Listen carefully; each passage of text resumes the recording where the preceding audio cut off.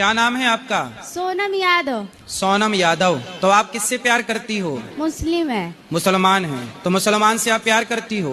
जी गुरुजी। कब से कर रही हो? 2 साल हो गया। आप कितने साल की हो? 16। अभी 16 साल की हो। क्या नाम है उस लड़के का? आशिक अंसारी। आशिक अंसारी। तो आप 2 साल से उस लड़के को जानती हो, आप लोग मिलते भी हो? पहले घूमते थे, 1 साल से नहीं जाते, बस बात करते हैं। अच्छा ये बताओ बेटा, ये आपकी उम्र पढ़ने की है कि ये प्यार व्यार करने की है? पढ़ने की। बेटा पढ़ लिख लो, योग्य बन जाओ। वो लड़का कितने साल का है? वो 18 साल का है। हाँ देखो, वो आपसे बड़ा है ना, और वो अपने से छोटी उम्र की लड़कियों को मतलब आपको फंसा करके और वो लव जिहाद करना चाहता है। आपकी माँ बता रही थी कि उसने आपसे पैसे भी मांगे थे लड़के ने। 29,000। कहाँ से लाए थे 29,000? मम्मी का पैसा चुरा के। आप मम्मी के पैसे चुरा के उस मुसलमान लड़के को दिए। अब जरा सोचिए कि वो मुसलमान लड़के अभी आपसे पैसा मांग रहा है, फिर क्या करेगा? वो लव जिहादी है। लव जिहादी समझते हो?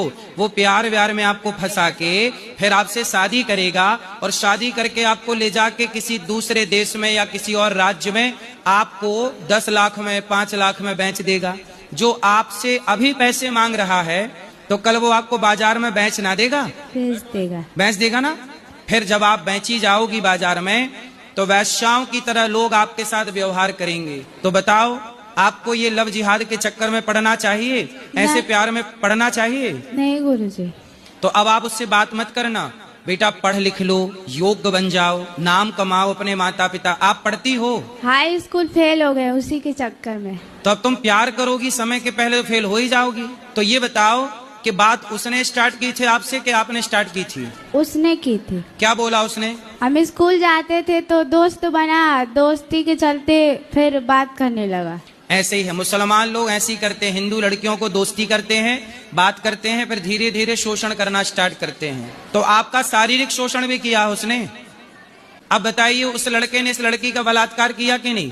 इन लोगों पर केस होना चाहिए। ग्राउंड लेवल में किस तरह लव जिहाद घुसा पड़ा है। अब आपकी 3 लड़कियां और 3 बहनें, मतलब 3 सहेलियां और फंसी हैं। अभी तो हम 3 ही को जानते हैं, पर क्लास में जितना लड़कियां थी सब ना, सब उन्हीं सबसे बात करती थी, मुस्लिम लड़के से। देख लो। कौन सा गांव है आपका? भरावटा, जिला देवरिया है। तो स्कूल जो है वो सरकारी है कि प्राइवेट है?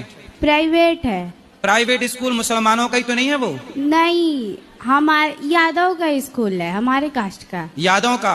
तो भाई यादवों से प्रार्थना है कि आप अपनी बेटियां कहाँ भेज रहे हैं, जब आप स्कूल के सिस्टम को पता है कि सारी लड़कियां मुसलमानों के चक्कर में हैं, और देखो इस लड़की का शोषण हो चुका है शारीरिक। तो बताइए, स्कूल जिम्मेदार है या नहीं?